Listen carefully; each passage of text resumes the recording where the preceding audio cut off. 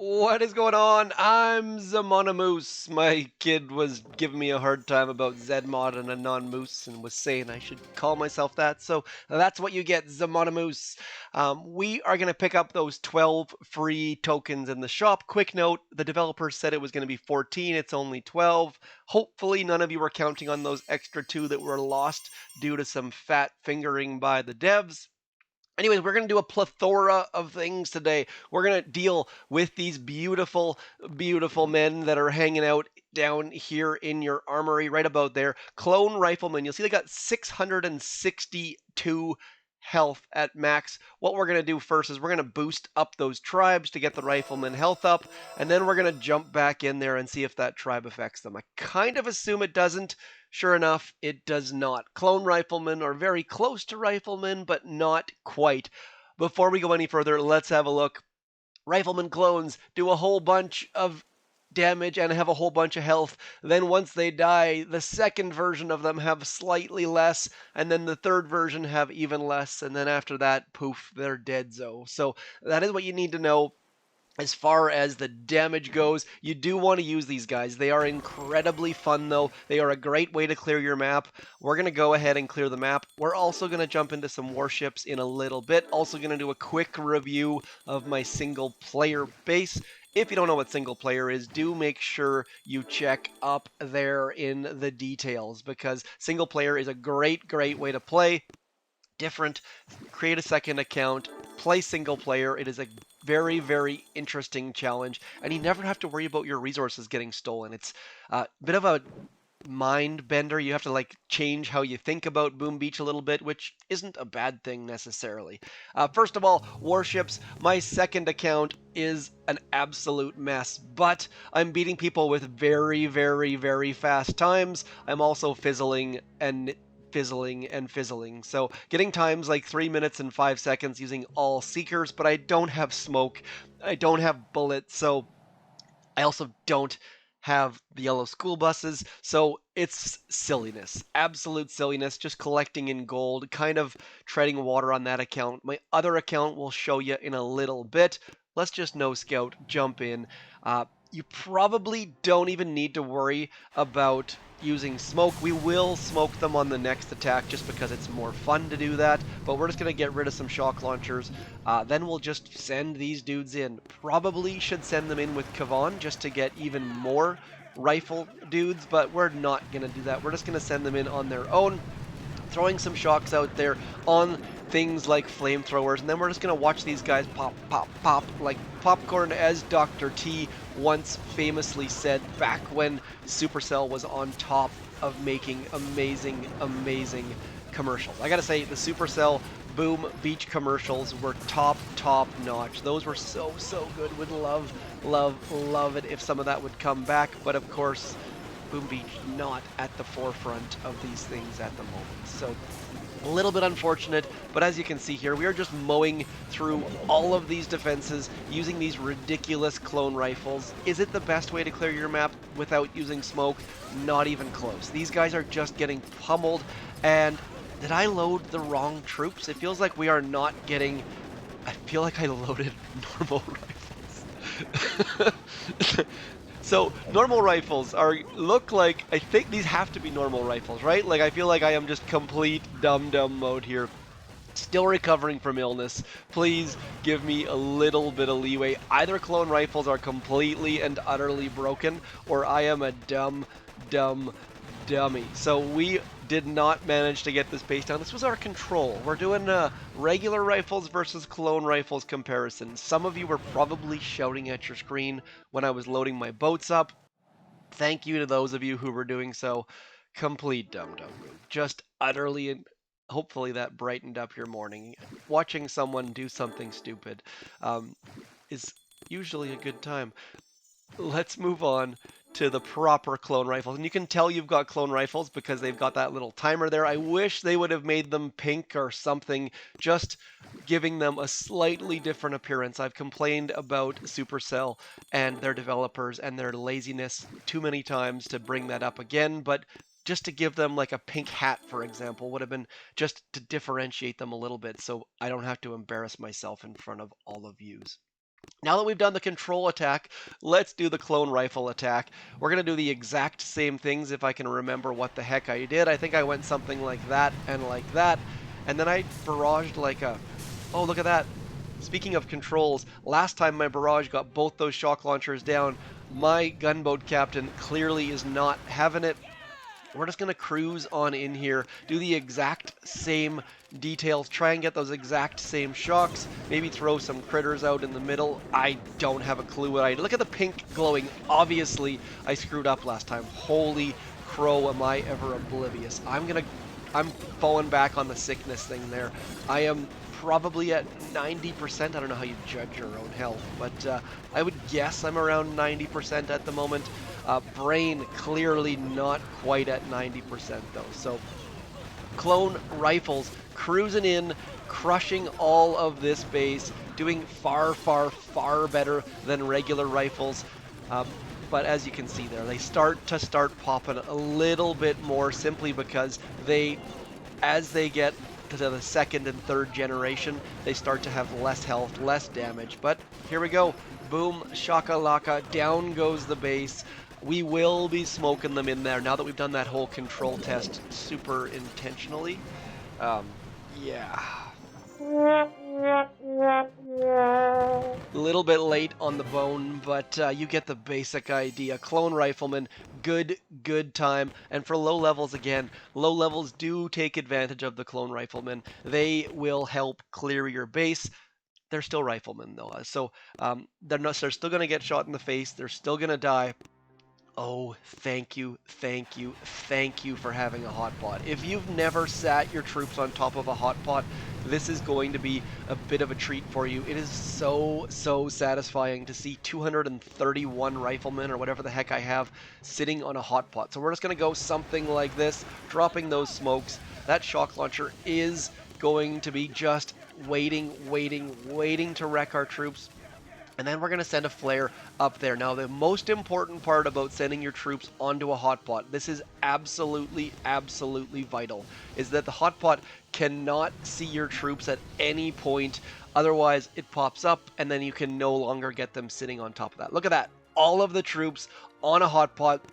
And now you'll notice they're all in that bottom right-hand corner. So we're going to throw a shock there and a shock there and then a shock in behind. No shocks in behind because we don't have enough gunboat energy. But the rifles crushing the base. Clone rifles, I don't think we even lost one, so not much popping and dying, but awesome. We lost 4. So glad that we managed to find a base with a hot pot. Go try it out. Hot pots are usually in stock right now because it is Hammerman's base. And so the fact that we managed to sit 231 riflemen on top of a hot pot, I gotta say, is super awesome. Also, you can do those trick where you go 1, 2, 3, 4, then you shock them, and then you go 1, 2, 3, 4, then you shock them, and then they all come out at the same time. And we're going to send some pink rifle dudes out, and then as our troops unfreeze, they're all going to line up. Look at that. Just beautiful lineup of all of our clone rifles.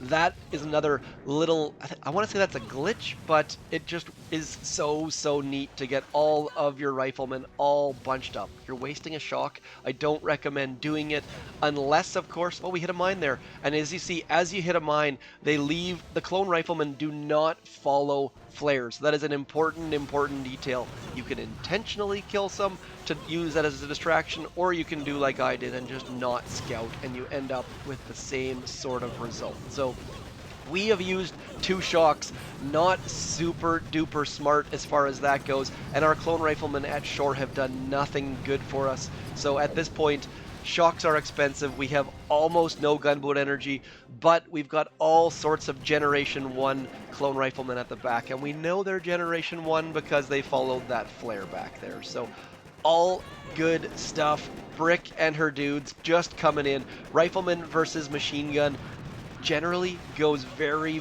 poorly, but because we've got those clones, it's going to go a little bit better than it would otherwise. Also, the fact that those clones do not follow flares means that they're just going to keep on cruising in here. Don't have to worry too much, and then they're going to get towards that engine room. towards that headquarters, towards that core, whatever the heck you're using them for, and blow that puppy up. So two fairly awesome examples, I think. I hope you guys like that. The fact that we managed to get them on the hot pot, the fact that we managed to do that silly shock landing. Just a note, the shock landing is a waste of gunboat energy. It is not super useful, except if you think your opponent's going to watch their replays, and then you can blow their minds a little tiny bit. Okay, switching to the single player base.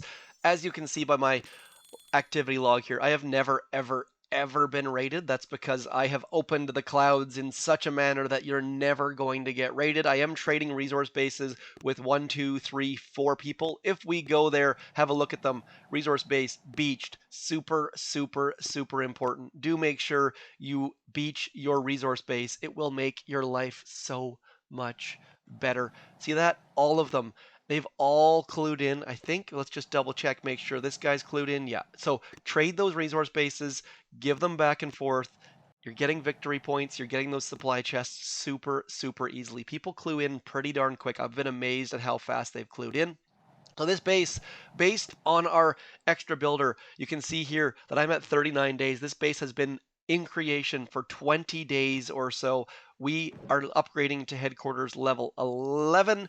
My Mega Crab, which I just started in the last little bit, is at rank 14. So cruising. I have not had Mega Crab on this account, but that'll give us even more resources. This task force, I'm going to get 374,000 gold as soon as that armory is upgraded. I think we've got one spot. This is called Kindergarten 9.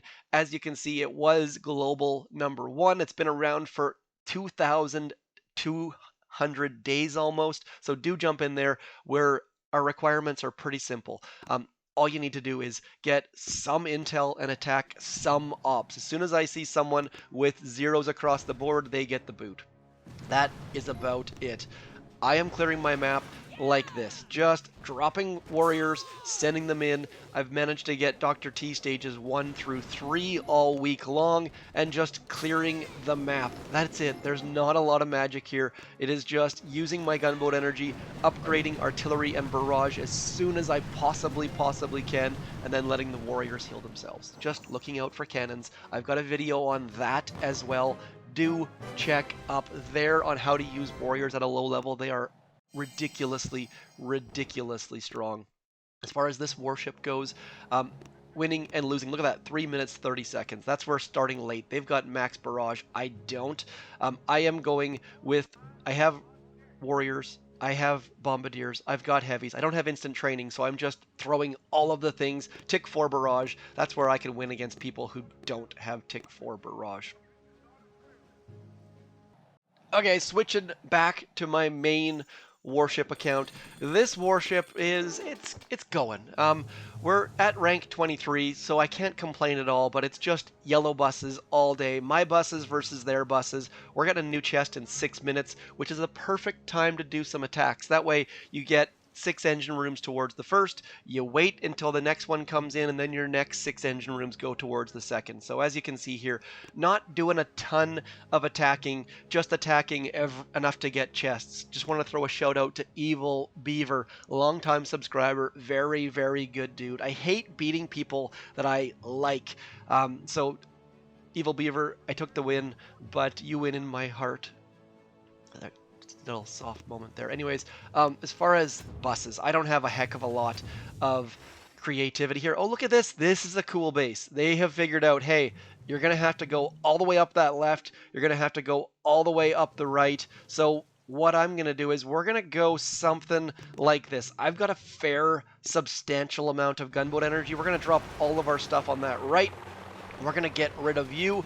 And then I'm going to start barraging that back, what is that called? Sky Shield. And of course my barrage let me down yet again. The fact that we managed to not get that shock launcher down means that now I've got to do extra gunboat energy on that Sky Shield, which absolutely sucks. Like, that is the worst possible outcome. So I don't think there's enough room to flare that Sky Shield at the back. We're going to have to try.